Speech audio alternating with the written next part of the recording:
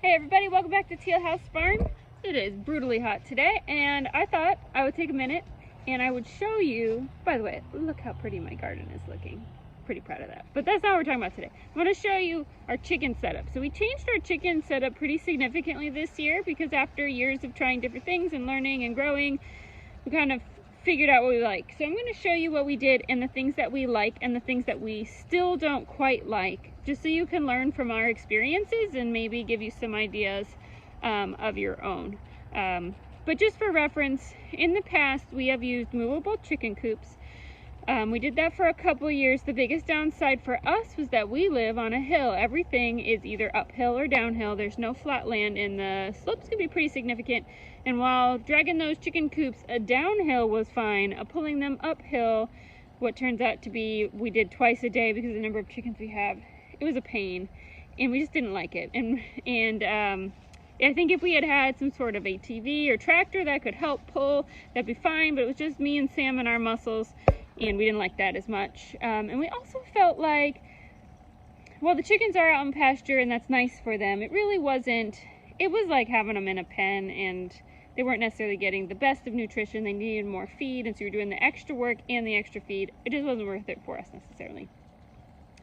Then the majority of the time after that, we spent probably about 5 years, 6 years having just fully free-range flocks that we locked up in coops at night. We've tried a couple different styles of coops in different areas on our land to figure out what kept them locked the tightest to keep predators out.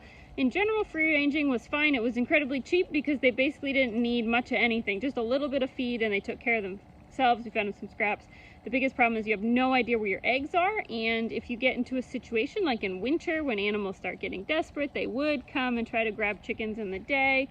And we lost a few chickens that way, not terribly, but as long as you were consistent about locking them up at night and not forgetting that, it did pretty well okay. But like I said, it's kind of hit or miss whether or not you could find your eggs, even when we tried bribing them with really nice nesting boxes.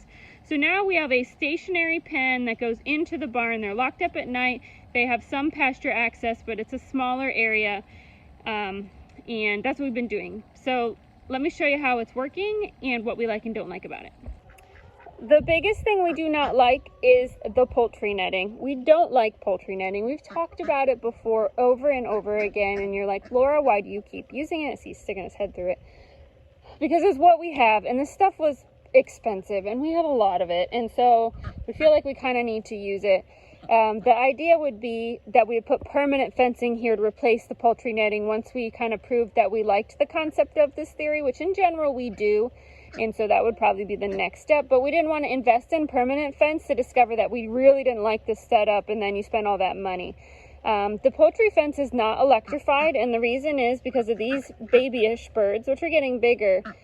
They would do this, get zapped, but it wasn't enough of a lesson to keep their heads out, and so we've lost birds that way, getting tangled in the poultry netting because they freak out when they get zapped.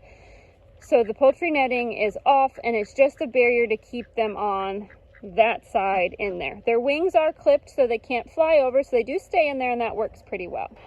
This movable coop is in there. We used that as a brooder for the baby chicks, and then we just opened the door. It helped us to combine flocks so they could see each other, the big chickens, the babies. It can come out now. We just haven't done it because you have to take the fence down, both fences, the sheep fence and the chicken fence. That's just kind of a pain. It will eventually come out. It does not have to stay in there. At night, they go into the barn, and they have a pretty large coop in there, and we lock the doors.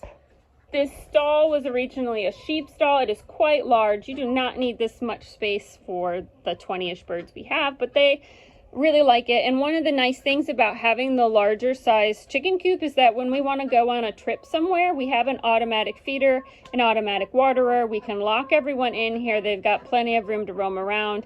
Now keep them predator safe if we want to step away from the farm for, a day or two to take the kids somewhere, which is really nice.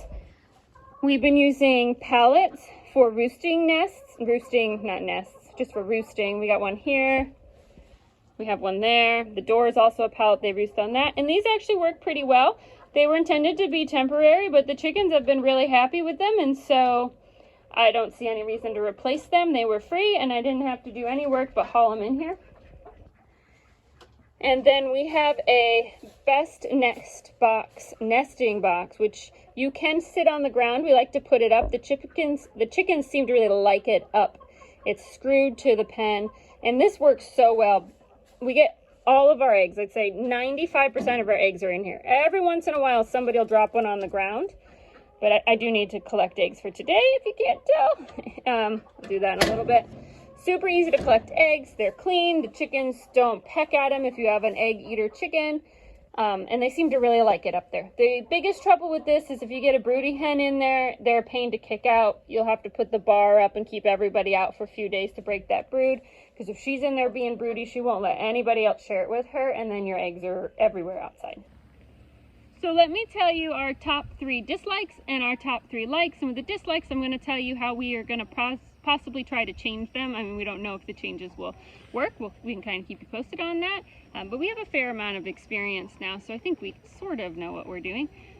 We'll start with the likes. So love that my eggs are really easy to find. They're basically always in the nesting box. It makes morning chores super fast because you're not hunting or sending the kids on an egg hunt to find the latest place they decide to stash them all. Number 2, I enjoy that all the chicken poop is contained back there. It's not on the kids' swing set. It's not on the kids' bikes. It's not on a deck or steps or in the mud room if they manage to get in there. The chicken poop stays back there, which is really nice. And for the third one, I really enjoy that the chickens are much more predator safe. We never really had problems in spring, summer, fall with free-ranging chickens as long as we locked them up at night, but in the winter, when those raccoons or foxes or whatever is out there start to get desperate, they would start trying to pinch chickens off in daytime, or at least at dusk time before it really was dark enough to lock them up. And that became kind of a problem with the free range. It wasn't awful because we do have an outside dog that helps, but it definitely happened. Don't have that problem here. The 3 things that we aren't super loving and how we're going to change them. Well, the first we already talked about. This is poultry netting. It's going to be replaced with a permanent fence. Not anytime soon though. That's expensive. It's more of a convenience, not even convenience. We don't like the poultry netting. We want to take it down and replace it with a permanent fence, and that'll stop people poking their heads through, getting caught in it, things like that. Number 2, you do have to put some sort of ground cover down after a while. In a limited pen, even though this is a relatively large space, they do make areas really muddy. The ducks dig holes, and so does I think the goose does as well with their beaks. And so we're using a bag of shavings from the farm store. We spend about $7 a month. I mean, that's not that much. Some people use sand, some people use lime. You kind of have to decide. Some people use hay. If you're already cutting hay, you might just have old junk hay you want to lay down. You're going to have to do something to take care of the mud, so you're adding to your expense versus when they were free range. The third thing I'm not the biggest fan of that we did is this pool. So I put a kitty plastic pool in here for the ducks and the goose, and they love it. And I clean it out once a week. It really needs to be cleaned out twice a week, but right now to be cleaned out it has to be dumped, and it's so heavy I can't dump it. So to fix that, we're going to add some sort of drainage hose. It's really gross right now. I'm going to clean it out as soon as we're done here, but it does look like a swamp. They make it really messy really fast, but they're water birds. We've had them for years with just little tubs of water, and they would just spill the water as soon as they got it, and then the chickens don't have water, so you're constantly watering your chickens, and when they're locked in here and can't range around and find puddles, it's more on top of keeping it watered. So the benefit of it is they make that a mess, but they tend to leave the chicken small waters alone so the chicken water stays clean. The biggest problem is it's a pain to clean. I would like to put a drainage hose in there. That was my plan. How do you refill it? With a hose.